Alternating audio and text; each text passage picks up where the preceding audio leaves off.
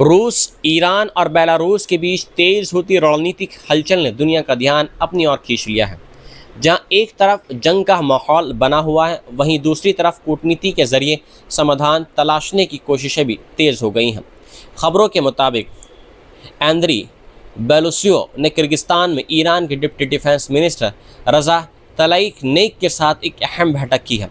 इस मुलाकात में रूस ने साफ कहा है कि ईरान से जुड़ा मौजूदा टकराव सिर्फ बातचीत और कूटनीतिक रास्ते से ही सुलझाया जा सकता है।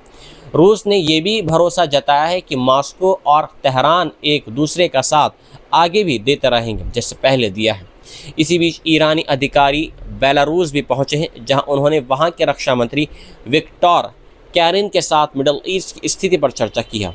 बेलारूस और ईरान दोनों ने इस बात पर सहमति जताई है कि हालात को संभालने का एकमात्र रास्ता राजनीतिक और कूटनीतिक बातचीत ही है और इसके लिए बातचीत की प्रक्रिया को और तेज करना होगा।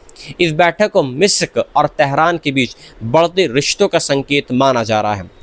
उधर मॉस्को में रूस के राष्ट्रपति व्लादिमीर पुतिन ने ईरान के विदेश मंत्री अब्बास अराक्ची से मुलाकात की है और ईरानी जनता की तारीफ करते हुए कहा है कि वे दबाव के बावजूद अपनी आज़ादी बनाए रखने की कोशिश कर रहे हैं। पुतिन ने यह भी कहा है कि रूस हर संभव तरीके से ईरान की मदद करता रहेगा।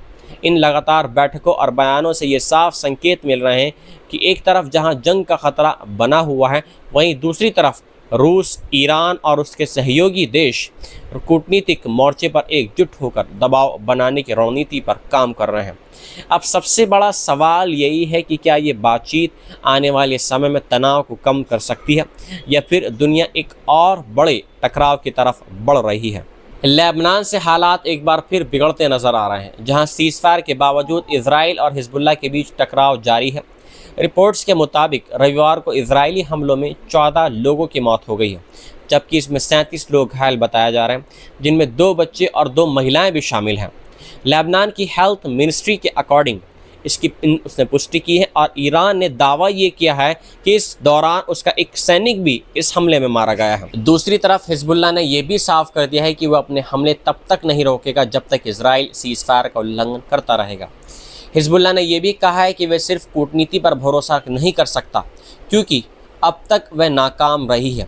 इसी बीच इजराइल ने दावा ये किया है कि उसने 3 ड्रोन को अपनी सीमा में घुसने से पहले ही मार गिराया है। आपको बता दें कि 16 अप्रैल से शुरू हुआ अमेरिका की मध्यस्थता वाला सीज़फायर मई के मध्य तक बढ़ाया गया है, लेकिन उसके बावजूद दोनों पक्ष एक दूसरे पर लगातार हमले कर रहे हैं और उल्लंघन के आरोप लगा रहे हैं। आंकड़ों के मुताबिक 2 मार्च से अब तक लेबनान में इजरायली हमलों में 2500 से ज़्यादा लोगों की मौत हो चुकी है, जिनमें बड़ी संख्या आम नागरिकों की है। जबकि इजराइल का कहना है कि हिजबुल्लाह के हमलों में उसके 16 सैनिक मारे गए हैं और 2 नागरिकों की भी जान चली गई है। कुल मिलाकर हालात ये दिखा रहे हैं कि सीज़फायर सिर्फ कागजों तक सीमित होता जा रहा है और ज़मीन पर संघर्ष अब भी जारी है। ईरान पर जारी जंग ने पूरी दुनिया की जेब पर असर डाला है, जहां एक तरफ मौत का आंकड़ा 3500 के पार पहुंच गया है, वहीं दूसरी तरफ आम लोगों की मुश्किलें बढ़ती जा रही हैं। लेकिन हैरानी की बात यह है कि इसी जंग से कुछ कंपनियां रिकॉर्ड मुनाफा कमा रही हैं।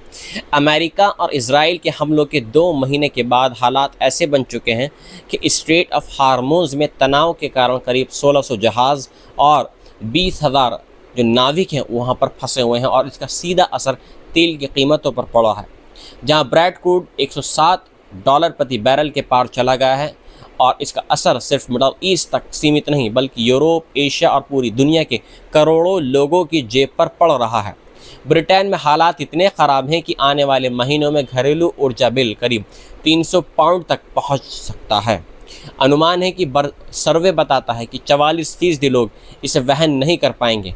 लेकिन इसी संकट के बीच Stockholm international peace research institute की रिपोर्ट एक चौंका दिया है और खुलासा किया है कि 2025 में दुनिया का सैन्य खर्च बढ़कर $2.887 ट्रिलियन तक पहुंच गया, जो लगातार 11वां साल है जब खर्च बढ़ा है। वहीं क्लाइमेट ग्रुप ग्लोबल विटनेस की रिपोर्ट के मुताबिक तेल और गैस कंपनी इस जंग के पहले ही महीने में हर घंटे $30 मिलियन से ज़्यादा कमा रही थी।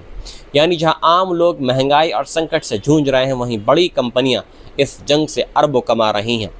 अगर हम बड़े तेल कंपनियों की बात करें तो हार्बोर एनर्जी की सीईओ लिंडा कुक की संपत्ति सिर्फ एक महीने में 4 बिलियन पाउंड बढ़ गई है, जबकि शेल के सीईओ वेल सेवान के शेयर 1.8 मिलियन पाउंड तक बढ़ गए हैं। बीपी और सेंट्रिका जैसे दिग्गजों के टॉप अधिकारियों को भी लाखों का फायदा हुआ है। वहीं अमेरिका की बड़ी कंपनी शेवरॉन के सीईओ मिशेल व्रिथ की हिस्सेदारी में 44 मिलियन पाउंड से ज़्यादा की बढ़ोतरी हुई है और नॉर्वे की इक्विनर कंपनी के शेयर 45% तक उछल गए हैं। एक्सपर्ट्स का कहना है कि जब सप्लाई में कहीं भी रुकावट आती है तो कीमतें हर जगह बढ़ती हैं और इसका फ़ायदा कंपनियों को होता है, जबकि नुकसान आम जनता उठाती है।